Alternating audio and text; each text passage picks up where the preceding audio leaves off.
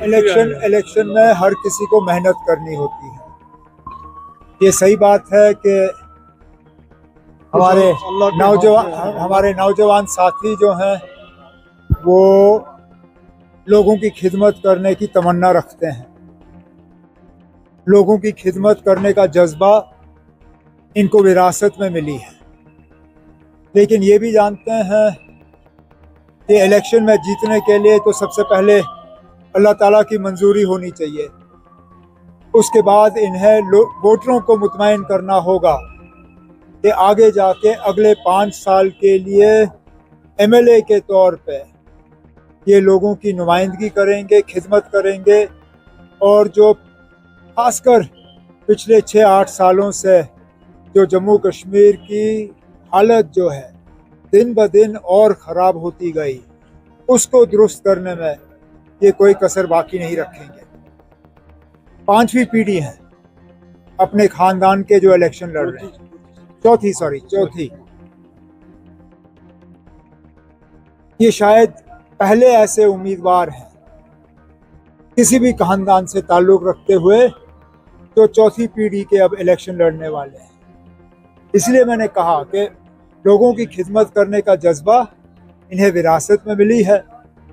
अब इन तक है कि ये कहाँ तक अपने आप को वोटरों के वोट के काबिल और लायक जो है अपना वो प्रूव करेगा। लेकिन मैं जानता हूँ, जितना मैं इनको जानता हूँ, कोई कसर बाकी नहीं रखेंगे। मैं इसमें नहीं जाऊँगा, आइडियोलॉजी बदलती रहती है। अब इलेक्शन आए हैं, वो इलेक्शन लड़ने के लिए तैयार है। अभी तक तो जब कभी भी इलेक्शन का हमने सामना किया, इन लोगों ने बॉयकॉट के नारे दिए थे। अब खुद इलेक्शन के मैदान में उतरने के लिए तैयार हैं। तो कहीं ना कहीं इनकी आइडियोलॉजी में चेंज आ चुकी है और हमारी बात सही साबित हुई।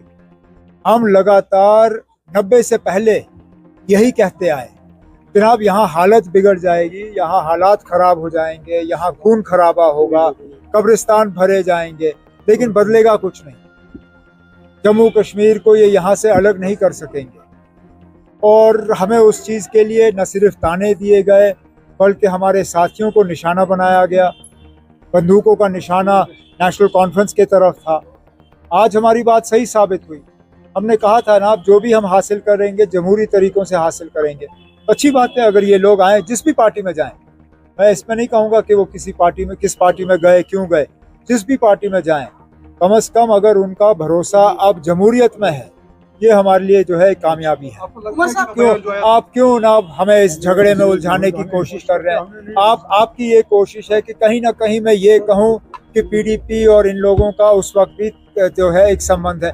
मैं ये आज कहने के लिए तैयार नहीं। पीडीपी ने उस वक्त इलेक्शन लड़े, आज फिर इलेक्शन लड़ रही है। अच्छी बात है, वो तो इस चीज़ को बेहतर जानते हैं, क्योंकि बीजेपी के साथ सत्यपाल मलिक साहब के करीबी ताल्लुकात थे। उन्होंने ही उनको यहाँ गवर्नर भेजा और 2019 में जो हुआ वो सत्यपाल मलिक साहब के हाथों से ही हुआ।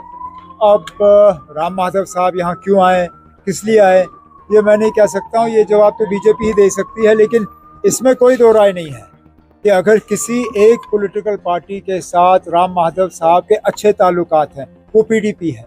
क्योंकि राम माधव साहब ही जिम्मेदार थे उस वक्त पीडीपी और बीजेपी को एक प्लेटफॉर्म पे लाने की। अलायंस उन्होंने कराया, शायद इसलिए उनको दोबारा वापस